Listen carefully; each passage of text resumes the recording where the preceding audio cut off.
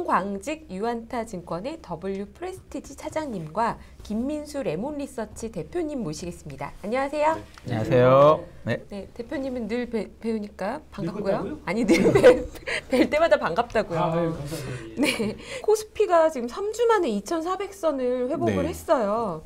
이제 좀 과매도 구간은 벗어난 건지 어떻게 보시나요? 제가 과매도라고 말했어도 되는 건지도 잘 약간 모르겠는데. 네. 제가 사실 이게 그 작가님께서 계속 섭외 요청을 주셨는데 사실 자신도 되게 없었고 네. 올해 저도 이미 연초부터 계속 시달리고 두들겨 맞고 있는데 나도 힘든데 내가 어딜 가서 누구한테 조언을 하지? 약간 이런 생각이 계속 이제 망설였었는데 6월 달에도 이래 전화를 주셨는데 더 이상 또 거절하는 것도 네. 7월쯤에 한번 네. 나가겠습니다. 근데 네. 다행히 그 시기가 다행히 뭔가 이제 시장이 그래도 조금 반등을 모색할 수 있는 시기에 좀 나올 수 있는 것 같아서 좀 다행인 것 같은데요.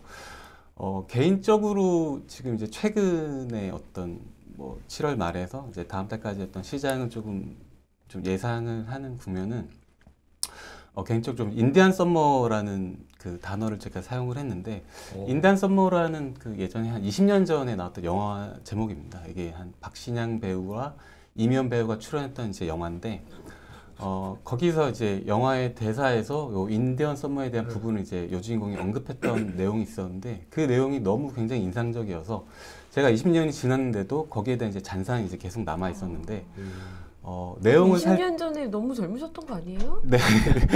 내용을 살짝 생각보다 나이가 있을 수도 있죠. 네. 그 시기에는 거의 20대인데. 맞습니다. 네, 생각보다 나이가 좀 있고요. 근데 네. 딱 저 처음 뵙고 네. 샤이니의 민호 닮지 않았어요? 아, 그게 많이 들으시죠? 배우 같은 분. 샤이니 비노가 누군지 제가 몰라요. 아이고, 깜짝이야. 제가 몰라가지고 참. 이분들 너무 주식만 연구하신 거 아니요, 아닙니까? 제가 죄송합니다. 예. 제가 그 아는 사람이면 좋을 텐데. 근데 하여튼 잘생기셨다는 뜻이잖아요. 아, 연예인이잖아요. 그럼요. 그러니까 연예인이니까. 다음번에는 엔터업 쪽으로. 알겠습니다. 예. 네. 그 내용을 잠깐 좀 더 네. 이어가면 그 영화 내용을 살짝 스포일러하면 그 여주인공이 사형수였다가 이제 무죄를 선고받고 자유를 누리다가 다시 유죄가 인정되어서 이제 다시 사형수가 되는 그 과정에서 그 잠깐의 누리는 어떤 그 자유의 시간을 이제 인디언 썸머에 이제 비유를 했었는데 그 정확한 명칭은 이제 그 북아메리카죠. 북아메리카 이제 중남부에서 겨울이 오기 직전인 어떤 그 10월 말에서 11월 어떤 중순경에 나타난 어떤 고온 현상을 이제 일컫는 걸 이제 인디안 썸머라고 이제 한다는 걸 저도 이제 찾아보고 알았는데 그 계절을 그 인디언 서머가 나타나는 시기를 그 원주민들이 이제 인디언들이 이 계절은 신이 내려주신 우리한테 약간 축복과 같은 일종의 축복 같은 시기다라고 이제 일컫는 그 부분이 지금의 저희가 이제 당도한 어떤 시장의 시기랑 좀 맞지 않나라고 조금 생각을 하고 있었는데요. 사실 올해 내내 계속 힘들었고 좀 길게 보면은 제가 스타워즈가 끝난 어떤 이제 8월부터 사실 어떻게 길게 보면 거의 1년 가까이 이제 내리 이제 하락하고 있는 시장인데 그쵸. 계속해서 정말 어떤 유례없던 사건들, 특히나 올해 같은 경우는 유례없던 국면, 유례없던 사건 이런 것들이 이제 계속 벌어지고 있어서 정말 이제 잠시도 안도할 수 있는 시기가 없었던 것 같은데 다행히 이제 최근 이제 7월 들어서 이제 그러한 이제 우려감들이 조금은 좀 잦아드는 시기가 지금이 아닌가 좀 생각이 들고 있습니다. 그 올해 내내 시장을 억눌렸던 요인들을 좀 살펴보면 뭐 이제 가장 큰 게 이제 높은 인플레이션 잡기에는 금리 인상이 가장 클 거고 그다음에 이로 인한 뭐 리세션 우려, 그다음에 뭐 러시아 우크라이나 전쟁으로 인한 원자재 폭등, 뭐 미국하고 중국의 어떤 무역 분쟁을 제가 가장 크게 뽑을 수 있을 것 같은데. 뭐 금리 인상이나 리세션 우려는 뭐 계속해서 진행 중이긴 하지만 이미 저희가 이제 스트레스 테스트를 이제 많이 하고 있는 상황이어서 시장에 좀 많이 반영이 돼 있는 상황인 것 같고 뭐 러시아 우크라이나 전쟁은 뭐 인한 이제 유로존의 긴장감이 계속 팽배하다가 다행히 오늘 이제 러시아가 이제 노드스트림 이제 가스 공급을 재개할 것이라는 소식이 어느 정도 좀 유화적으로 좀 돌아서는 좀 뉘앙스가 되지 않나 이런 게 조금 그런 소식이 좀 긍정적인 것 같고요. 그리고 오늘 또 미중 무역 분쟁이 계속해서 조금 치열했는데 오늘 그 중국의 페트로차이나가 미국산 LNG를 25년간 장기 도입하겠다. 뭐 이런 식으로 약간 어떻게 보면 좀 미국에 조금 이제 수그리는 듯한 좀 형세가 나오면서 여러모로 그동안의 우려감들을 좀 잠재울 수 있는 좀 요인들이 조금 나왔다라는 측면에서 좀 긍정적이었고 국내 오늘 뭐 뉴스들을 보면 뭐 증권거래세가 또 인하가 됐고, 뭐 주식 양도세 유예 등 친화적인 정책들이 굉장히 조금 센티에 도움이 되겠다라는 부분에서 조금 이제 조금 이러면 잠깐의 안도리가 가능하지 않을까 좀 예상해 볼 수가 있을 것 같은데요.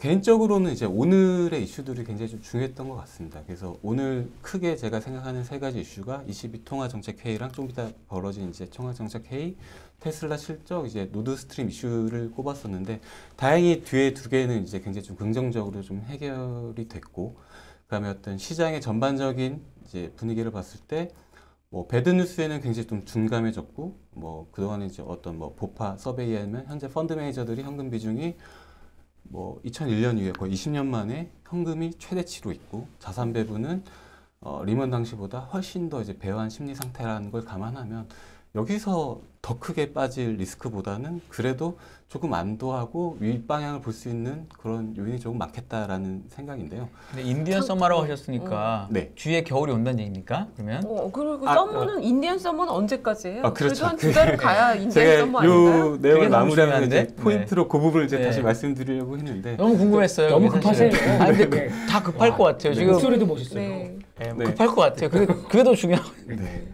뭐 어쨌든 제가 오늘 드리는 말씀은 제가 뭐 경제학자나 어떤 애널리스트가 아니기 때문에 뭐 제가 공부한 내용들을 전달하고 이런 목적이 아니라, 저는 시장에서 이러한 내용들을 취합을 해서 시장에서 먹힐까 안 먹힐까 이런 네. 거를 이제 트레이딩하는 입장이기 때문에 철저하게 이제 그런 관점으로 저는 이러한 전략을 세우고 네. 이렇게 대응을 할 겁니다라는 이제 부분을 말씀을 드릴 건데요. 네.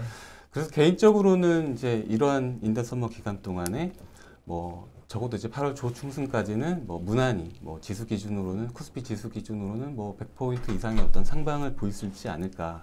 그래서 개인적으로는 뭐 코스피는 한 2,550에서 2,600포인트 정도, 코스닥은 이제 뭐 830에서 이제 850포인트 정도의 이제 기준점을 잡고 있는데, 그거는 뭐 정해진 건 아니고, 보통은 센티가 최악을 벗어나면 급락이 시작했던 지점까지는 반등을 하더라. 네. 약간 이런 경험적인 이제 6월달 부분이고요. 지수 정도까지 간다라고 들리네요. 그렇죠. 이제 만약에 6월이 특별히 시작될 때쯤. 6월 초, 시작될 6월 때쯤. 초. 근데 만약에 이제 그 시점에서 조금 뭐 시장의 센티가 좀 더 이어지면 뭐 좀 오버슈팅이 나올 수도 있는 부분일 것 같은데요.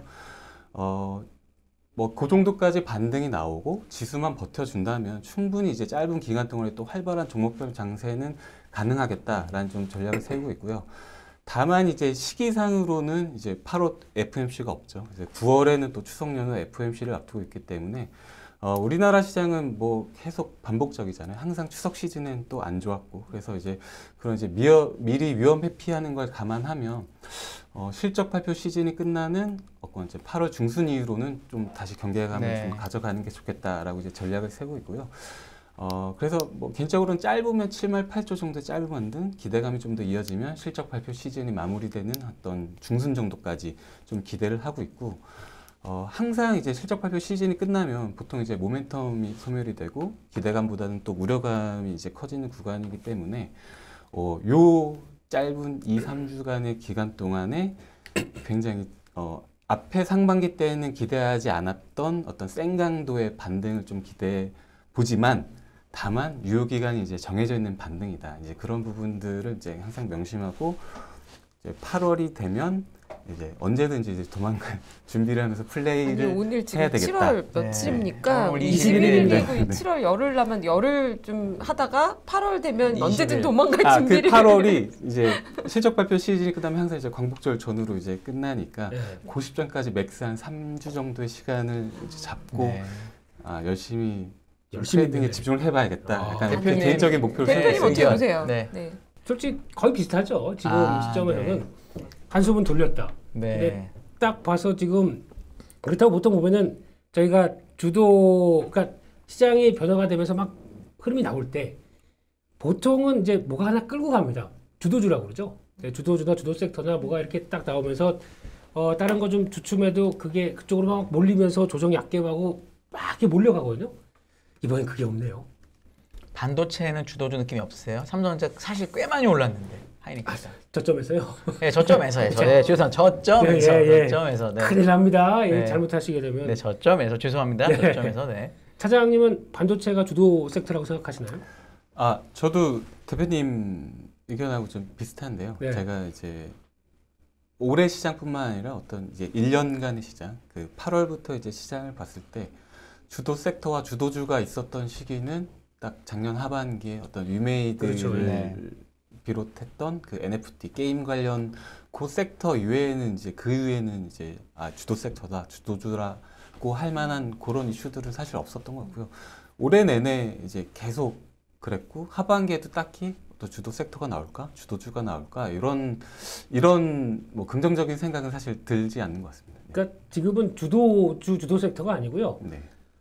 3일짜리 섹터, 3일짜리 매매 이런 것만 그러니까 보통 보면은 잔챙이들 이렇게 막 해서 그 뜰에서 이렇게 해서 건져내고 하는 이런 매매가 주더라고요. 그러니까 뭔가 시원하게 이렇게 딱 끌고 가는 게 없다라는 얘기가 또 하나의 시장의 반증인 것 같아요. 그리고 또 보통 보면은 주도주나 주도 sek터가 딱 들어설 때는 시장이 좀 자신감을 갖습니다. 근데 지금 같은 시장의 자신감이라고 표현할 수 있을까요? 지금 거래량은 보게 되면 자신감이라고 할 수 있는 게 아직까지 1도 없습니다. 그냥 네. 미국이 올라가니까 우리 너무 많이 빠졌잖아. 그러면서 같이 이제 뭔가 들어오는 정도. 그렇다고 또 외국인들이 신규 자금 들어와서 막 또 뭔가 으쌰으쌰하고 들어오는 이런 상황도 아니고. 그러면 외국인들 좀 관망하게 되면 기관들이 좀 사줘야죠. 다 손 놓고 있는데요. 네. 오늘 보니까 기관들이 그나마 따라하는 거는 그거 하나 있습니다. 레버리지 사고 있고요. 네. 코스닥 150 그거 사고. 그러니까 ETF로 일단 방어하려고 그래요 지수는. 근데 이게 죄송합니다. 저 팀장님한테 뭐라고 하시는 건데 이사님한테 뭐라고 드리는 건 아니고요. 네. 보면 답답했어요. 그러니까 액티브한 건 전혀 사라져 있어요. 그냥 지수 따라서 맞춰만 보겠다. 그리고 자기가 완전히 객체가 돼 있어요 지금. 주체가 되시면 안 되겠습니까, 이사님? 저희는 이제 셀 사이드에 있어가지고 직접 이제 운영은 안 하는 거고. 네. 대표님은 아침에 딱 장 시작할 때 뭐부터 보시나요? 이런 장에서는 거울 봅니다. 거울 보고 나서 거울 보고 그 다음에 거울 보고 이제 안 나서. 넘어가시는데요. HTS 거울 보고 나서, 켜셨어요. 네. 그 다음에 뭐부터 보시나요? 그 다음에요. 일단 가장 중요한 게 지수 보고, 수급 보고, 환율 보고. 이게 보통 정해져 있지 않습니까? 거의 그렇게 보시죠. 이렇게 하고. 그 다음에 가장 중요한 거는 그거 이제 딱 스캐닝하게 되면 한 2, 3분이면 끝나잖아요. 네. 그리고 오늘 등락률, 상위 종목, 하위 종목, 섹터 요거까지 한 5분에 끝내야 됩니다. 네. 그래야 매매 준비가 되죠. 네. 네. 네. 예? 예? 네. 그래서 오늘 주도는 뭐다 이런 거 찾으시는 거예요? 역시 아직 없네. 잔챙이밖에 없네 이러시는 건가요, 요즘? 보통 보면 요즘 같은 때 느끼는 거는 이게 섹터 자체가 막 이렇게 움직이는 게 초기에 잘 안 나오고요. 그러니까 네. 이건 거의 이제 어제 시간의 매매에서 나왔던 부분들이 아침에 반영되는 것 정도밖에 없고 약 한 9시 반 넘어서부터 새로운 막 매수세 들어오는 것도 좀 있고 근데 뉴스에 따라서 반응하는 것도 있고 그러다 보니까 계속 체크는 해야죠. 그래야 파는데 진짜 제가 제일 궁금한 거는 이 100% 수익률 낼 때 매매 어떻게 하셨습니까? 예. 네. 그러니까 본인의 매매 스타일이 뭐 스캘퍼, 스윙, 뭐 아니면 가치 투자 뭐 이런 여러 쪽에서 어느 쪽이라고 해당되세요? 당연히 저는 이제 뭐 가치 투자나 뭐 이런 쪽은 아니고 이제 트레이딩 위주의 스윙 혹은 이제 트레이딩 위주의 어떤 전략을 가져가는데 일단 제가 뭐 펀더멘털하게 그런 걸 분석하고 이럴 자신이 잘 없기 때문에 저는 이제 개인적으로 제가 국내 시장을 투자할 때 저희 투자 철학은 되게 욕을 많이 먹을 것 같은데 저는 국내 시장에서 장기 투자하면 안 된다라고 생각하는 인 중에 한 명이기 때문에 굉장히 어떤 뭐 우리나라 시장은 뭐 메인 글로벌로 이제 메인 스트림도 아니고 그 다음에 뭔가 이제 정치, 경제 뭐 이런 부분에 종속되는 변수들이 너무나 많잖아요. 그래서 이거를 내가 앞으로의 다음 달에 행보도 잘 모르는데 내가 어떻게 장기 투자를 할 수 있지? 그래서 저는 제가 할 수 있는 분야를 이제 트레이딩 쪽으로 그럼 조금 보통 이제 주식 하시면은 시켰고요. 얼마 보유하시나요? 그건 실례입니다. 시간이요, 시간. 그런 거 안 정해져. 그러니까 아니 일주일 후를 모른다 이런 말씀하셔가지고 그거보다 더 짧게 가져가야 된다는. 그거는 이제 종합적인 이제 시황을 판단해서 이제 목표치를 세우는데 그런 질문들을 이제 굉장히 좀 많이 제가 받았는데. 영업 비밀 물어본 건가요? 아닙니다. 네. 이게 근데 비슷해요. 그 동지감을 느꼈거든요. 장기 투자 안 된다. 야, 이렇게 생각하시는 근데 보통은 제가 알기로는 차트를 보고 네. 기간을 목표로 하는 게 아니라 수익률을 지점을 놓고 저는 매매한다라고 알고 있거든요. 그러니까 예를 들어 어디 진입하면 어디서 나가야 되겠다 이렇게 보는 거지 이거를 얼마 기간을 내가 갖고 가겠다라고는 안 하는 걸로 저는 들었는데 저는 뭐 들은 거라 모릅니다. 근데 예. 그렇죠. 이게 지점을 보고 이렇게 그 기술적인 부분을 얘기하면 되게 들을 수 있는 말씀 되게 많을 것 같은데 그러니까 제가 이제 매매를 잘한다고 하면 다들 차티스트야? 네. 뭐 이렇게 이제 보통 그렇게 보통 이제 물어보시죠. 북한적으로 당연히. 하시는데 네네네. 사실 차트를 보는 거는 뭐 며칠 전에서 사고 여기 맞으면 팔고 뭐 이런 거보다 저는 이제 네. 차트에 들어있는 심리를 해석한다라고 네. 저는 생각을 하는데 네네네. 이러한 패턴이 만들어졌네 왜 이러한 이슈로 이렇게 됐지 네. 이런 생각을 가지고 다시 접근하는 건가 이제 그런 걸 이제 해석하려고 보는 거고요. 결국은 이제 결과적으로는 매매를 하기 위해서는 차트를 보고 이제 하지만 그 이면의 과정이 사실 한 95%라고 네. 저는 생각합니다. 그래서 네.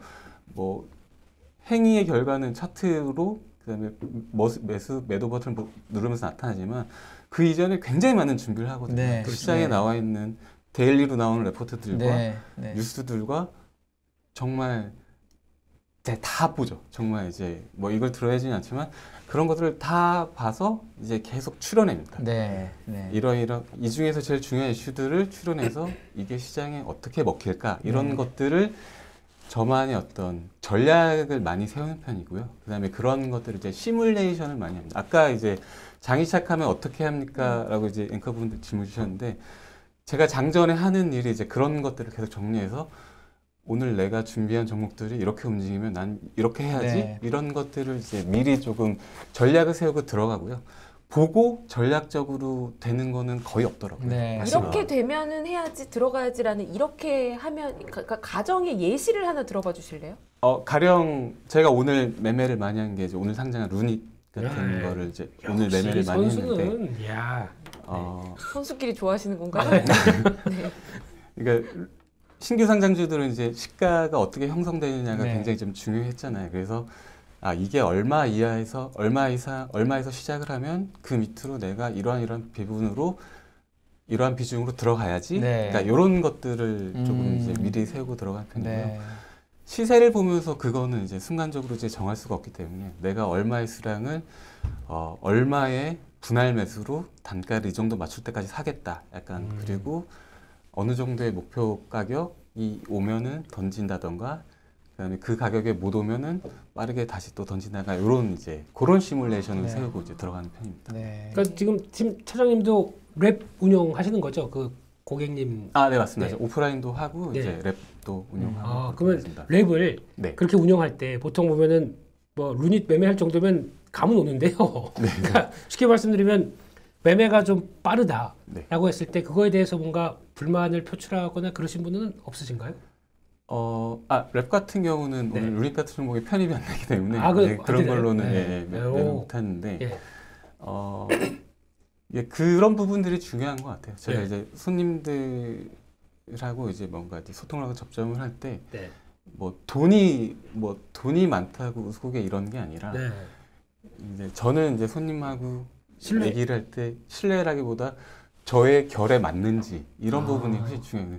저는 제가 포트폴리오를 꾸려서 장기 투자자를 하는 사람이 아니고 굉장히 매매를 많이 하고 네. 어떻게 보면은 뭐 손님 입장에서 보면 실수도 있잖아요. 네. 성과는 안 나는데 스스로도 많이 나올 수도 있고 네. 막 이런데 근데 저는 성향이 뭐 회전율이 많고 매매를 많을지언정 매매를 통해서 작은 수익을 쌓아가는 전략을 추구하는 스타일입니다. 그러니까 저는 제 스타일을 설명을 드리고 저의 스타일하고 맞으시면 같이 하시죠. 약간 이렇게 와, 좀 그러니까 설득을 드리는. 좀 되시니까 들어오시는 분도 이제 거부하시네요.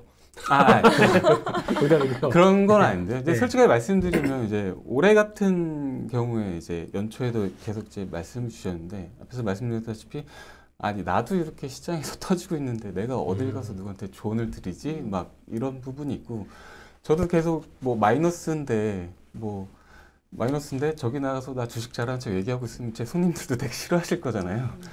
그래서 올해 1, 2월에 심정 이렇게 저한테 그러니까 그게 이제 지금까지도 되고 있는데 1, 2월에 굉장히 제가 그동안의 플레이들, 그동안의 보통의 시장 참여자들, 보통 이제 선수들이라고 했던 분들이 연말에 성장주들 대거 질러서 연초 일주일 사이 한 2박 3일 동안 시세를 짧게 크고 짧게 먹고 나온다. 이 전략으로 들어갔는데 올해는 정말 드라마틱하게 그게 1월 2일부터 다 깨져 나가면서 정말 이제 하나도 실현하지 못하고 저도 1, 2월에 되게 크게 데미지를 많이 입었어요. 그래서 1, 2월에 저의 목표는 3, 4월 중에 한 번만 반등을 주면 내가 정말 주식 잘 비우고 나와서 도망가야겠다. 정말 잘 비우고 이제 남은 기간 동안 메이크업할 전략을 잘 세워야겠다. 그래 3, 4월에 노리자 했는데 3, 4월에 안 왔습니다. 그래서 5, 6월에 정말 메이크업을 해야지 했는데 5, 6월은 더 빠져서 정말 실질적으로 5, 6월에 저의 목표는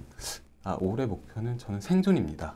네, 저는 올해 생존을 해서 올해 연말 내년 어느 정도 시점까지 잘 버티면 살아만 있으면 정말 또 기회가 온다. 그 남은 기간 제가 잘할 수 있는 기간에 집중해서 제가 수익률을 끌어올리겠습니다. 약간 이런 그럼 차장님 지금 전략은 말씀드리거든요. 인디언 서머에 진짜 열심히 매매를 하겠다 이런 각오를 갖고 맞습니다. 계신 거예요? 네, 맞습니다. 지금 그래서 배경 설명을 지금 열심히 해주신 것 같아요. 연초에 1월의 마음 너무 와닿아요 지금 저는. 왜냐면 동지를 만난 느낌이고 지금 여기서 못 끌어올리면은 올해 좀 많이 흔들리실 겁니다. 근데요, 저는 이제 네. 인디언 서머라고 말씀하신 이유 자체가 인디언 서머의 정의를 제가 또 찾아보니까 직후에 혹독한 겨울을 앞두고 오는 서머라고 나오는데 맞습니다. 혹독한 겨울이 올 걸 알고도 우리는 상반기 손실을 만회하기 위해서 이 서머에 아주 전투적으로 들어가야 된다라고 지금 각오를 하고 계신 건가요? 사실 그래도 되나요?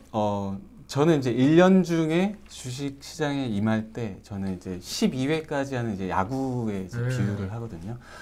매달 벌면 좋겠지만 뭐 전업 투자라면 이제 매달 벌어야겠죠. 근데 개인적으로는 한 사람이 1년 내내 잘할 수는 없잖아요. 뭐 시장이 진짜 좋은 시장이 아니면. 그래서 저는 1년 중에 한번 2구간 정도 시장이 좋거나 아니면 정말 내가 잘하는 구간이 오거나 그러면 한 두세 달 정도만 열심히 해도 나머지 막 10개월 정도는 크게 안 터지고 지키기만 해도 연간으로는 크게 수익을 내면서 올라갈 수 있다는 생각을 하고 있는데 올해 같은 경우는 이제 야구로 치면 1, 2회에 거의 이제 대량의 실점을 한 상황이죠. 그래서 내가 3월부터 12월까지 남은 횟수에 계속 매 이닝 득점을 해서 연말에는 이제 뭐 BEP 정도까지 맞추는 걸 목표로 해야지 했는데 트레이드 안 되겠다라고 했는데 거의 3, 4, 5, 6회 내내 지금 계속 뭐 시달리는 형국이에요. 그래서 6월 달에는 제가 그런 생각을 했습니다.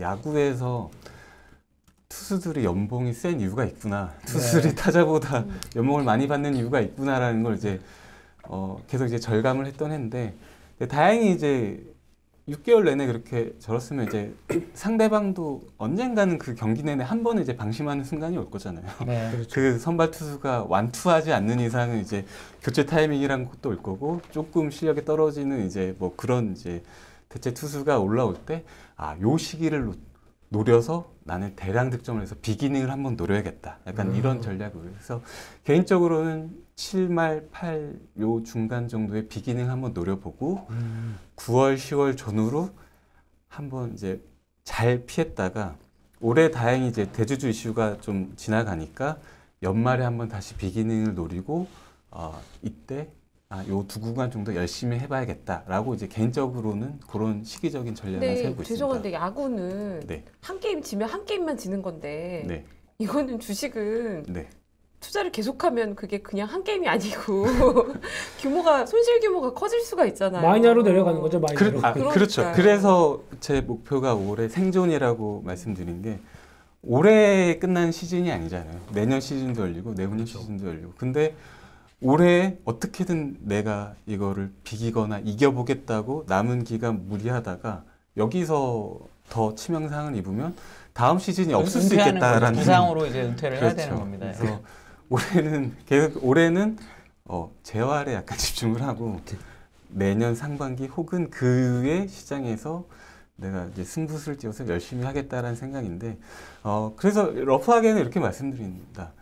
정말 유례없는 시장이고 뭐 어떻게 보면 40년 만에 오는 유례없는 사건들을 마주하고 있는 시장입니다. 그래서 하반기에도 어떤 일이 벌어질지 모르기 때문에 올해 혹은 내년 상반기까지 잘 생존을 하면 저는 개인적으로 3년 내 이런 구간을 잘 피하면 3년 내 수저를 바꿀 수 있는 정말 사람만 있으면 남은 사람들이 다 수익을 향유할 수 있는 그런 구간이 오기 때문에 굳이 안 되는 구간에서 무리하지 말고 잘 버티고 생존했다가 되는 구간에서 집중해서 전투적으로 벌어보겠습니다. 이렇게 말씀을 드리고 있습니다. 비기닝의 후보 선수가 누군지 얘기 좀 해주시죠. 비기닝을 내려면 뭐가 있어야 비기닝 낼 거예요. 뭐를 들어보고 있어요. 뭐 갖고 계세요? 이거 물어보시는 아니 거죠? 뭐가 좋아 보이십니까로 제가 좀 순화해서 말씀드렸어요.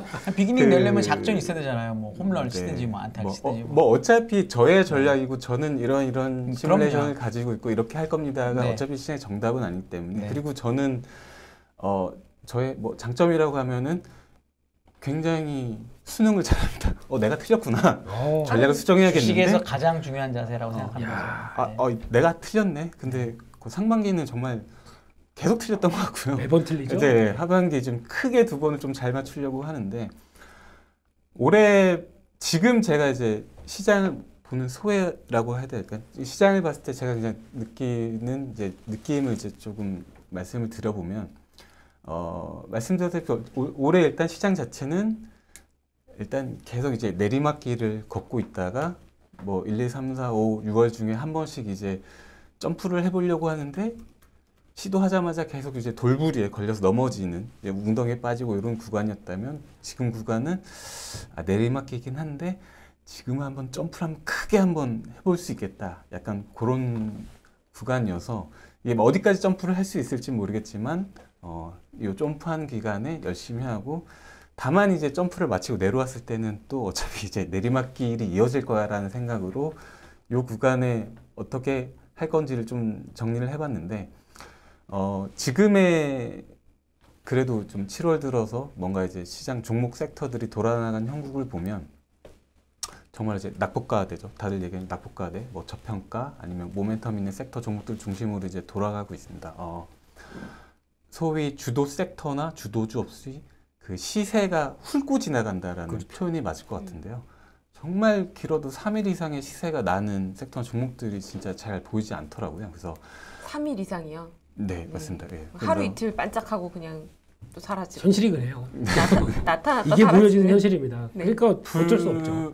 불과 지난주까지만 해도 제가 막 그 소위 이제 주변의 트레이더들하고 얘기할 때 야, 나는 1% 먹으러 들어가는데 1% 먹으려다가 3% 굴려서 손절하고 나온다고 계속 이제 뭐 요 정도였는데 지난주 금요일 이번 주 들어서는 그래도 분위기가 좀 많이 바뀌는 것 같습니다. 그래서 바닥을 찍었다라고 분위기가 도니까 이제 제일 먼저 그동안에 제일 낙폭이 제일 셌던 섹터들이 소위 이제 성장주라고 일컬어지는 이제 게임, 메타버스, 뭐 코인 관련주들이 이제 뜨기 시작했고 그거의 이제 기본 배경은 아무래도 이제 뭐 넷플릭스 반등 논리가 좀 큰 것 같은데 저는 개인적으로 그래서 이런 성장주들의 낙폭과대 성장주들의 어떤 반등과 이제 상방이 막히는 그 기준점을 이제 넷플릭스 주가로 조금 보려고 하는데요. 넷플릭스의 반등 논리가 안 좋아. 이번에도 사실 안 좋았죠. 안 좋은데 안 좋은 건 알겠는데 우리가 우려했던 것보다는 그렇게 나쁘진 않았네. 이 논리로 지금 반등을 하는 거잖아요. 그래서 여기서 뭐 기술적으로 올라가면 낙폭이 시작됐던 뭐 350불까지는 반등을 할 수 있겠네. 그래서 저는 이제 미국 주식에서는 성장주 넷플릭스의 반등 강도나 이제 그런 걸 보고 이제 대응을 하려고 하고요. 이제 다만 이번 주 들어서 이제 게임주들의 반등을 봤는데 생각보다 강도는 굉장히 약했습니다. 보통은 그 정도 낙폭에서 튀면 VI 한두 방씩은 나와줬어야 되는데 다들 뭐 5% 전후에서 다시 꼬꾸라지고 이제 이런 모습들 좀 우려가 있었는데 다행히 오늘 이제 이제 돌아가면서 이제 메타버스 섹터에서 반등이 그래도 조금 세게 나와줘서 이러면은 조금 기대감을 이제 낙폭과대 기대감을 좀 이어가도 되겠다라고 생각을 잠깐 반등할 때 오히려 좀 탈출 기회라고 생각하진 않으세요? 혹시 김민수 대표님 어떻게 생각하세요? 탈출하라고요? 이 자리에서 왜 이만큼 했다가 여기 개구리 점프 나오고 있는데 어떻게 탈출을 합니까? 낙폭 과대가 좋아 보인다 일단 얘기하셨는데 대표님 낙폭 과대 근데 보시면 시장이 낙폭 과대잖아요. 그럼 아무거나 사도 아무거나 사도 된다는 뜻은 아닐 것 같은데요. 그 기관이 그러고 있어요. 근데 우리가 이제 좀 다른 워낙 두 분 다 고수시니까 좀 다른 얘기. 낙폭 과대가 다 낙폭 과대니까. 네, 그때 만약에 이제 트레이더 정도로 얘기를 하게 되면 되게 미세한 얘기로 들어가요. 뭐 종목 같은 경우도 어제 보면은 뭐 콜드체인 움직였다가 네. 오늘 또 메타버스가 당연히 주가 되고 근데 또 보면은 갑자기 정부가 또 발표했잖아요. 네. 거리두기는 안 하는데 그래도 자발적으로 온라인 교육 아예 정답까지 알려줬어요. 온라인 교육이나 재택근무 쪽으로 적극적으로 유도를 해라. 그러면 거기서 이제 바로 반응을 하죠. 관련된 네. 종목들이. 근데 그게 다 예전 종목들인데 이게 연결을 해서 이제 투자 아이디어를 그냥 가서 바로 액션을 취하느냐 네. 아니면 그런가 보다. 그래서 그냥 나는 그래도 삼성전자 이런 거는 차이는 있는 거죠. 그래서 저희가 보통 이제 지수가 움직일 때는 그냥 편안하게 한다 그러면 낙폭과대 대형주 쪽으로 압축을 네. 시켜서 보는 게 맞고요. 네. 그리고 또 거기다가 플러스 알파가 실적까지 좀 도와준다. 라고 하게 되면 물론 자동차 쪽은 덜 빠졌죠. 네. 덜 빠졌다가 이제 움직이다 보니까 이 탄력도 좀 약하긴 한데 네. 그거 빼고 이제 나머지 그래도 뭐 성과가 좀 실적 자체적인 변화가 나온다. 뭐 삼성전기 같은 경우는 이미 이제 조금씩 더 움직임이 이제 저항선 뚫고 이제 움직이기 시작하잖아요. 그러니까 이런 여러 가지 미세한 변화를 보시면서 차라리 대응하시는 거는 뭐 이런 막 정신없이 매매하기 싫다라고 네. 하시면은 대응주 안에서 찾는 게 맞을 것 같고요. 하지만 그래도 어차피 이 장 이거 계속될 것 같습니다. 그냥 짧은 테마 가지고 또 움직였다 치고 빠지고 하는 일이 계속되다 보니까 제가 느끼는 거는 어차피 시장 매일 보실 거고 거기서 좀 시간적 여유 있고 그렇게 되면 해보세요. 해보시는 게 좋을 것 같고 제가 모 증권사 수익률 대회 거기 아닙니다. 거기는 아니고 네 거기 해설을 하면서 나가는데 직장인이세요. 네. 팀장님이시고 네. 그리고 매매를 하는데 지금 1등 하시거든요. 네. 수익률이 얼마인지 아세요? 얼마요? 찍어보세요. 지금 한지 한 3주, 3주 정도, 4주. 한 40% 50% 될 것 같은데요. 오, 그렇게 많이 나온단 그동안 말이에요? 장이 지금 100포인트가 넘게 올랐는데 그 정도 오른 종목 지금 크래프톤이 20% 올랐어요 바닥에서 최근에. 그러니까 이게 정확하게는 6월, 그러니까 바닥 찍기 전에부터. 바닥 찍기 전에부터 네, 그러면 그보다는 좀 작겠다. 그러면 한 25%? 20%면 엄청 잘하시는 걸 것 같은데요? 이분 수익률이 네. 500%입니다. 네? 네. 그래서 인터뷰하는 걸 이렇게 쭉 들어봤는데, 그러니까 그래요. 그러니까 이게 보통 보면 저희가 그렇잖아요. 모든 주식 투자는 장기로 해서 끝까지 끌고 가면서 거기서, 그러니까 보통 많이 하는 얘기가 그거예요. 나는 큰 돈 번 사람 치고 단타에서 번 사람 못 봤다. 네. 못 보신 거예요. 아, 말씀을 진짜 안 못 보신 하셔서? 거예요. 예. 근데 이런 건 어때요? 있는데. 500%인데 네. 원금이 작은 500%가 의미가 없잖아요. 그분이 500클럽이니까 500에서 1000만 원 사이 정도일 겁니다. 네. 그러니까 이제 인생을 바꿀 정도의 돈은 사실 아니니까 그러면은. 네. 그러면 어쨌든 낙폭과대인데 네. 대형 낙폭과대주가 제일 지금 편한 것 같다라고 생각하신다는 거죠. 그렇죠. 그리고 그러니까 장이 어려울수록 아마 차장님도 많이 이해하실 겁니다. 빠른 매매가 생존 방법입니다. 네. 그래서 그러면 네. 지금 사실 되게 우울한 전망이잖아요. 기본적인 베이스는 우리가 잠깐 벌고 다시 또 빠진다는 거니까. 다시 빠지니까 생존해서 내년을 보자 뭐 이런 거에 지금 두 분 다 동의하시는 거잖아요. 두 분 의견이 거기로 수렴해 있는 상태에서 아니 그러면은 뭐가 어떤 시장의 신호가 나타나면 아니다. 올해 하반기에도 기회가 온다. 분위기 좀 바뀌었다. 이런 걸 시장에서 확인하시려면 어떤 지표나 어떤 시장의 흐름을 보시면 아니다. 너무 혹독한 겨울은 아니야. 이렇게 하실 수 있을까요? 근데 사실 그런 명확한 지표가 있고 시장에 통할 수 있는 지표를 알고 있다면 모두가 사실 조단위 부자가 되어야 된다고 저는 죄송합니다. 생각을 하는데 그렇지 않나요? 근데 이게 뭐 이제 2분기 연속 이제 침체가 오면 이제 리세션이다 다고 일컫는데 침체가 와서 자 오늘부터 리세션이야 이렇게 되진 않잖아요. 그냥 저희가 피부로 느끼는 거지. 지금 뭐 MZ 세대들은 안 쓰는 챌린지를 하고 저희도 이미 뭐 대출 금리가 올라가고 이걸 피부로 와닿고 있잖아요.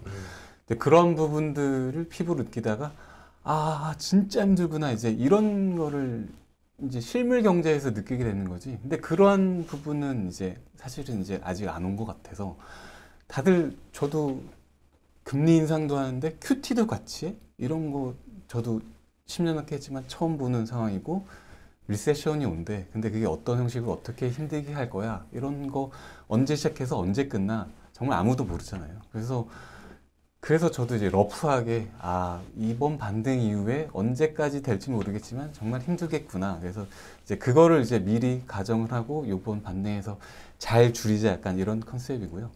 그 아까 이제 낙폭과대 이제 트레이딩에 집중하겠다고 하는 건 이제 뭐 사실 저같이 이제 트레이더를 중심으로 하거나 아니면 포지션이 없다가 여기에 들어서 수익을 내겠다 이제 이런 관점에서 이제 들어가는 거고, 보통 이제 보유자의 관점에서는 사실 원금을 보면은 사실 줄 수가 없잖아요. 근데 저는 기본적으로 어찌됐든 주식 비중은 무조건 줄여야 되는 상황이다. 이거는 무조건 줄여야 되고 마이너스를 보지 말고 계좌 잔고 상황만 보고 무조건 비중을 쳐내야 된다라고 이제 말씀을 드리는데, 뭐 물론 여기서 뭐 이런 식으로 조정이 왔다가 더 튀게 갈 수도 있겠지만 가끔 저한테 누가 이제 기술적인 반등을 이제 여쭤보시면 제가 드리는 말씀이 뭐지 제 공에 이제 비유를 하거든요. 이제 공을 높은 곳에서 이제 떨어뜨렸을 때 보통 이제 바닥에 맞고 튀면 물리적으로 첫 반등이 제일 세잖아요. 그쵸. 이런 식으로 되잖아요. 그거를 이제 말씀드립니다. 내가 마이너스를 떠나고 나 반등은 무조건 팔고 싶은데 언제 팔아야 돼? 그러면 무조건 첫 반등에 예. 저는 개인적으로 제가 사자마자 뭐 물리거나 이런 종목들은 무조건 이거는 내가 종목을 잘 봤어도 내 진입 시점이 나빴거나 잘못 봤기 때문에 첫 반등이 나오면 무조건 나는 다 팔겠다. 약간 이런 마인드로 접근을 하거든요. 그래서 이번 반등에서는 새로 참여해서 트레이딩을 하든 아니면 보유의 관점에서 기다리신 분들이라도 무조건 저는 주식 비중을 줄이는 거를 일단 일반적으로 좀 많이 권해드리고, 저희가 3개월마다 어떻게 보면 실적 발표 시즌이 오면서 뭔가 이제 이렇게 규칙적으로 이제 포트를 리밸런싱 할 수 있는 기회가 있잖아요. 그래서 이번 실적 발표 시즌을 활용을 해서 내 포트 중에서 가져갈 수 있는 것과 요거는 빨리 버려야지 이런 것들을 좀 걸러내서 뭔가 앞으로 조금 새로운 좋은 것들을 담을 수 있는 여력을 만들다던가 아니면 더 사진 않더라도 버틸 수 있는 체력을 좀 재정비하는 좋은 기회로 삼으면 좋겠다라는 말씀에서 좀 말씀드리고 싶습니다. 첫날 반등하면 팔아야 되면 예를 들어 삼성전자 같은 거는 지난 금요일날 팔았어야 되는 거네요. 만약에 내가 전자를 다 갖고 있었으면 금요일날 반등이 제일 세게 나오고 첫 반등이었잖아요. 5%인가? 반등 그날 첫 반등이 이제 하루는 이제 아니고. 상단이 어디까지 갈지는 모르겠지만 뭐 이런 식으로 해서 뭐 이게 일주일 반등이 나올지 뭐 한 달 내내 반등이 올지 모르겠지만 하루짜리라는 얘기는 아니고 시즌의 그 한 반등으로. 그러면 예를 들어 근데 그게 첫 반등이 어디까지인지 사실 어떻게 알까요? 예를 들어 공부해야죠. 공부는 하는데 당연히 하시는데 당연히 해야죠. 하는데 그래도 좀 선생님으로서 어디가 첫 반등이냐?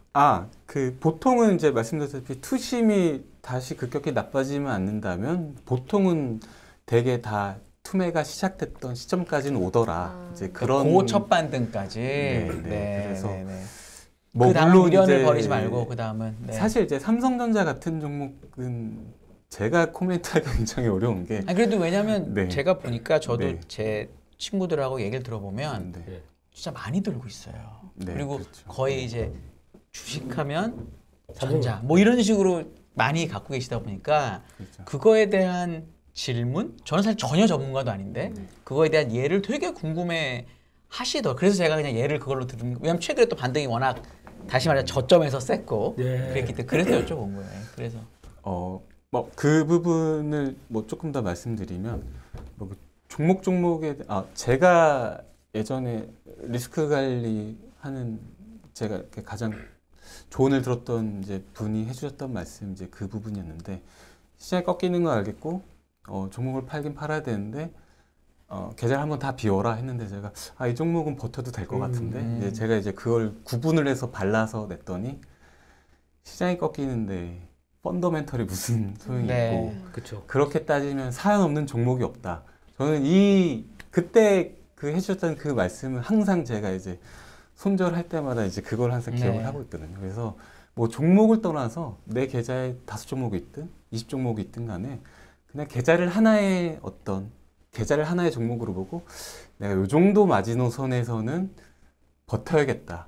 이거는 지켜야겠다 하시면 그냥 고민하지 말고 그냥 종목별로 뭐 20%씩 일괄적으로 네. 다 비우겠다. 네. 아니면은 뭐 반등이 나오는 대로 내가 계속해서 줄이겠다. 이런 부분들을 계속 좀 말씀드리죠. 네. 대표님. 뼈에 와닿습니다 이 내용들. 네. 왜냐면은 이게 저희가 보통 쉰다고 그러잖아요. 네. 쉰다고 그러면은 정리 다 하면서 종목 3개 남겨놔요. 네. 요거는 내가 여기서 못 팔아. 그러면서 그게 나중에 발목 잡습니다. 그러니까 결국에는 시장이 밀려 내려가서 그러면 그때가 같이 다 싹 정리해서 한 마이너스 10%로 끝낼 걸.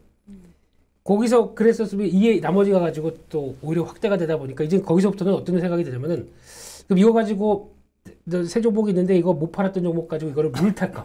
여기서부터 이제 전략이 확 이 종목 쪽으로만 들어가는 거죠. 그러니까 이게 시장이 바뀌어서 새로운 주도주가 나와서 그쪽으로 들어가야 되는데 나는 이 종목만 보입니다.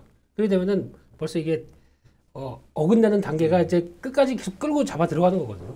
근데요, 이거는 어떠세요? 그럼 이게 지금 일시적인 반등이 뚝 떨어졌다 반등이 일시적으로 낙폭 과대에 의한 반등이 잠깐 나온다면 네. 인버스 투자하시는 분들도 많으신데 그건 또 어떻게 생각하세요? 그거 너무 어려워요. 그러니까 내가 만약에 주식을 그러니까 볼게요. 그러면 제리 내가 형님도 힘든 인버스 투자. 네. 왜냐하면 이게 그러니까 머리가 완전히 지금 다른 방향으로 가야 돼요. 그러면 만약에 내일 시장이 그러니까 인버스를 보통 그렇다고 뭐 거의 100% 다 사시는 것도 아니고 주식을 있는 상황에서 해지를 하겠다. 그래서 한 10%를 사요. 그러면 내일 시장이 내가 빠지길 기원해야 될까요? 올라가길 기원해야 할까요?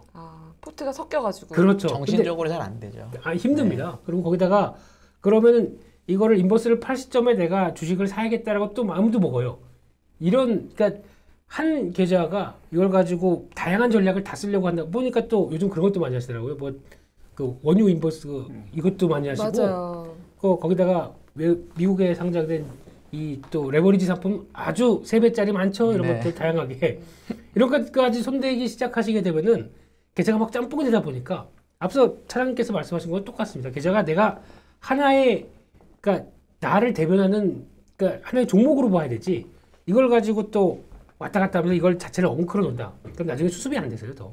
해지 용도로도 인버스 일정 부분 가져가는 거는 안 하시는 편이신가요, 대표님은? 그러니까 차라리 현금을 가져가는 게 낫다는 차라리 현금이 말씀이시죠? 낫고요. 현금이 네. 낫다. 차라리 현금 있는 상태에서 장을 안 좋게 본다. 그러면 인버스를 좀 샀다가 거기서 나왔다가 또 이렇게까지 많이 빠졌어? 그러면 또 대응 안 되겠다 싶으면 거기서 변화가 들어가는 게 낫죠. 그러니까 롱숏은 하지 말라는 말씀으로 제가 되게 동시에 들리네요. 섞어서 가져가지 분들은. 말아라. 네. 네. 저는 사장님 좀 그냥 생각은요? 성향 차이라고 생각하는데 네. 저도 사실 인버스보다 그냥 현금 보유 약간 오늘 왜냐면 너무 저는 두 분이 너무 잘 맞으시네요. 네, 진짜. 저는- 영혼의 파트너 아니십니까? 오늘 거의 진짜 트레이드를 하다 보면은 이게 느껴지는 게 교집합이 생기기 시작을 해요. 지난주 각동이님하고 너무 다르시네요. 아니 저도 인버스를 조금 활용을 하고 싶고 올해 상반기 내내 사실 좀 개인적으로 후회도 많이 하고 했던 부분인데 근데 심리적인 효과 측면에서 굉장히 좀 좋은 것 같고요. 다만 이제 이런 것 같아요. 인버스도 어떤 이제 만약에 주식의 한 종류 그냥 스탁이라고 보면 결국은 제일 좋은 건 이제 스탁 셀렉션이 중요하지만 네. 결국은 이 계좌의 성패를 가르는 건 소위 이제 제가 막 유학파도 이런 건 아닌데 에셋 얼로케이션이라고 네. 하잖아요. 네. 예. 지나고 나서는 저도 이제 뭔가 좀 완성도 있게 매매하기 전에 어떤 주니어의 이제 좌충우돌하던 시절에 되게 잘 됐다가 되게 힘들었다 이런 플렉셔닝이 심했던 시기가 있는 게 요 시기를 겪어낸 게 그 부분을 이해하고 났던 것 같아요. 종목만 잘 고르면 되지 않아 이거였는데 정답은 종목보다 이 스탁 셀렉션보다 에셋 얼로케이션이 100배 더 중요하다는 현금 걸 비중 조절이 훨씬 중요하다라고 그 이해하시면 될것 부분을 같습니다. 깨닫고 네. 나서부터 그러니까 주식 포트폴리오 자체보다 네. 현금을 내가 추가로 현금, 얼마나 더 갖고 있느냐. 아니면 인버스도 이 뭐 비중 조절 그러니까 주식 비중이라는 맞습니다. 거잖아요. 네. 주식 비중을 얼마를 가장 훨씬 중요하다. 그러니까 네. 주식 투자자라고 하게 되면 원래는 주식 100%입니다. 그렇죠. 예, 이 뭐 현금 위로 어디 있어?라고 하시는데 이게 만약에 오래 생존하시고 오래 시장, 그러니까 내가 이 자금이 딱 한 개가 있다, 이게 다 전부다라고 하게 되면 이거는 생존하기 위해서 필수입니다. 이런 건 어떻게 보세요? 그럼 네. 사람들이 물론 안 그러신 분도 있지만 예를 들어 내가 집이 뭐 조그만 게 하나 있고 네. 그리고 원래 가지고 있는 유동성이 좀 있고 이건 뭐 생활비 이런 걸 위해서 네. 그리고 요거는 내가 주식을 해야 되는 돈이기 때문에 요건 원래 내가 주식을 다 해. 네. 그 유동성 원래 있는 거예요. 예. 별도예요. 근데도 요 주식 안에서도 아까 얘기하시는 에셋 알로케이션, 뭐 주식 비중 조절을 해야 된다라고 보세요? 아니면 이거는 요 현금을 가지고 왔다 갔다 해도 된다고 보세요? 개인분들이 하실 때. 저는 이게 반대. 무조건 여기서 해야 여기서만 해결해야 됩니다. 여기서만 한도 해결해야 정해놓은 된다. 데서 네. 내 주식 자금 요거 이렇게 딱 정해놓고 그 안에서만 한다. 철칙이다. 그래야 나중에 편하더라고요. 이것까지 손대기 시작하다가 그러다 많이 고생하시죠. 예 라면만 먹지 예 눈물 없이는 못 드는 예, 이런 예, 너무 그쪽으로 안 넘어가셨으면 좋겠습니다. 저는 좀 후자의 개념이긴 한데 예, 이렇게 물론 이제 강세장에서는 빼면은 사실 손해잖아요. 계속 복리로 네. 이제 해야 되지만 우리나라 시장의 역사를 봤을 때 사실 강세장은 정말 짧잖아요. 거기가 박스권이고 그래서 항상 이제 모든 사람들이 이제 수익이 나면은 이제 고점에 항상 내 원금 같다라고 생각을 하기 때문에 보통 어느 정도 수익률이나 어느 정도 수익이 나면 저는 이제 그걸 현금화해서 조금 빼두시는 걸 항상 좀 권해드리고 약간 마통 같은 개념이죠. 평상시에는 계속 이 정도만 유지하다가 내가 예상치 못했던 시장으로 갑자기 맞을 수도 있고 아니면은 생각지 못하는 뭔가 승부수선질 기회가 올 수도 있으면 그때 이제 이제 예비 자금들을 이제 더블업 하던가 뭐 이런 식으로 좀 활용하는 그것도 가능하다. 그런 거 좀 말씀드리면 됩니다.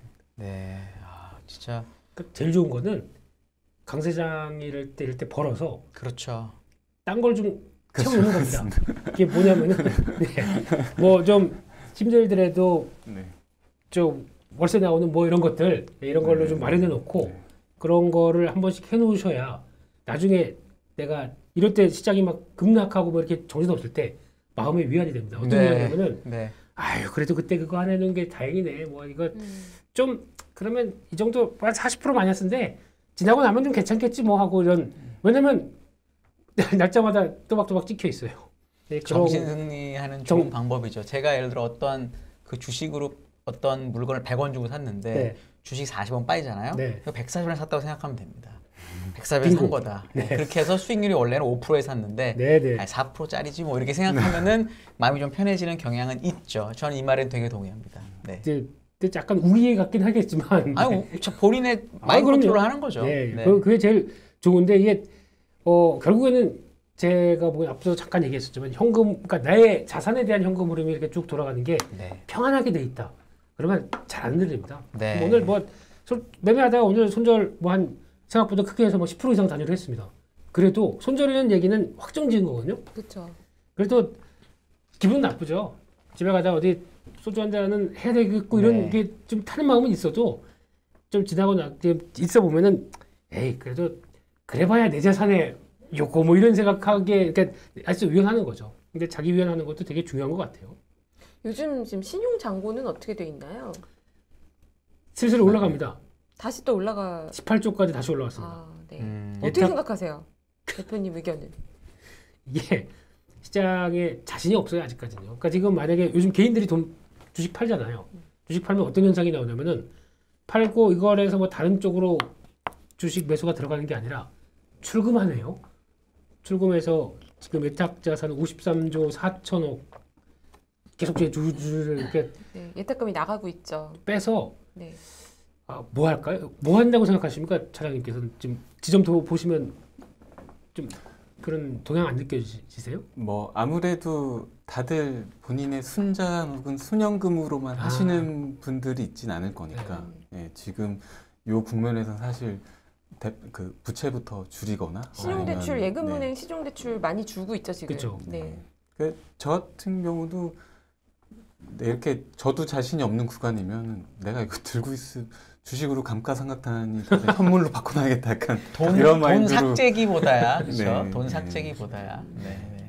요즘 은행 예금도 좀 많이 는다라고는 하는 것 같더라고요. 이자율이 3% 넘는 것도 있고 하니까 그런 것도 있는 것 같고 주식이 뭐랄까 내가 갖고 있으면 주식 가치가 늘어난다고 믿어야 돈을 빌리든 뭐 이렇게 하는데 그렇죠. 말씀하신 대로 주식 가치가 떨어질 것 같은데 당연히 빚을 갚는 게 나을 수도 있겠죠. 그러니까 결국은 그런 것 같아요. 그냥 바닥에서 자금 들어오면서 막 와 이때가 저점이니까 우리 사자라고 했던 거 한 번도 없는 것 같고요. 그렇죠. 항상 올라와서 뭐 이것도 아마 또 2,500 넘어가서 이렇게 되면은 그렇지. 이제 다시 시장은 회복기에 들어왔다. 뭐 이러면서 뭐 경기 침체 또 이제 반박하는 얘기가 막 나와요. 그렇겠죠. 이제 해봐야 약한 경기 침체고 뭐 그래서 또 좋은 얘기 막 나오면 그때 잠깐 뺐던 거 다시 넣어야 되나 지금이라도 그렇죠. 보니까 삼성전자 60만 대 후반까지 와 있어요. 그렇겠죠. 6만 대 후반까지 와 있으면 그렇겠죠. 6만 대 초반에 팔았는데 이거 잘못 네. 안 팔셈 치고 뭐 이렇게 또 네. 자금이 바뀌는 거죠. 이게 10주 덜 10% 덜 샀다고 생각하지 뭐 그렇게 생각할 수도 있죠. 아까랑 똑같네요. 140조 100조. 네. 예. 네. 사람이 다 똑같은 것 같아요. 네. 왜냐하면 이게 왜 중요하냐면 보통은 이제 조언을 많이 해주실 때 바닥 찍고 올라간 거를 확인하고 나서 사도 늦지 않다고 얘기를 많이 하시잖아요. 그 네. 내용에 따르면 얘기하실 때 2,500 정도 되면은 바닥에서 거의 7, 8% 올라간 거니까 이 정도면 확인이 끝났다고 생각하고 오히려 돈을 넣으실 수도 있을 것 같은데 그렇죠. 이거에 대해서 차장님이 조언을 거의 마지막 한 2분 해주신다면 예, 네. 예. 이거는 그렇죠. 가령 뭐 2020년 같은 코로나 국면이 이제 그랬던 것 같아요. 이제 항상 저는 시장에서 적당히 오르고 적당히 빠지는 국면은 없다라고 이제 생각하거든요. 네. 이게 주식이 어려운 게 사실 뭐 펀더멘탈 이런 걸 따라서 심리가 반영되기 때문에 어려운 거잖아요. 항상 시세의 끝은 이거 네. 이제 두 개가 나와야 네. 결정이 되는데 코로나 때는 다행히 이런 순간을 봤기 때문에 야, 이 정도면 이제 여기서부터는 더 빠진 거 없이 간다 이거였지만 시장이 올해 6개월 내내 빠졌고 길게 보면 1년 내내 빠졌지만 굉장히 지리하고 힘들지만 사실 저는 아직도 이런 구간은 안 나왔다고 생각을 해서 네. 사실 개인적으로는 저도 힘들지만 6월에 하는 차라리 요 남은 신용 잔고마저 다 털리는 하는 구간이 차라리 나오고 리셋이 돼서 갔으면 좋겠다라고 생각을 했는데 시장에서 이제 정부에서 이제 담보 비율을 조정을 했잖아요. 이러면은 다시 또 그냥 적당히 마무리되고 그냥 뭐 리바운딩이 한번 나오는 구간이 연출이 되고 뭔가 하반기쯤에 실질적으로 찐바닥을 확인하는 구간이 오겠구나라는 이제 생각을 하고 있습니다. 2,500 가서 사지는 말자라고 제가 짧게 요약하면 그렇게 해석해도 되는 거죠? 맞습니다. 네. 대표님 어떻게 보세요? 너무 잔인하게 얘기를 하시네요. 네. 마지막 멘트 돈 갖고 오셔도 돼. 30초 드리겠습니다. 돈 갖고 오시면 안 됩니다. 절대 하시면 안 됩니다. 이것도 못하는 말이긴 하겠지만. 그렇죠. 네. 그래서 그냥 제일 중요한 거는 저희가 몇 초 남았죠? 네. 예. 제가 중요한 20초요? 거는 예. 세고 계시는 거죠 지금? 네. 네.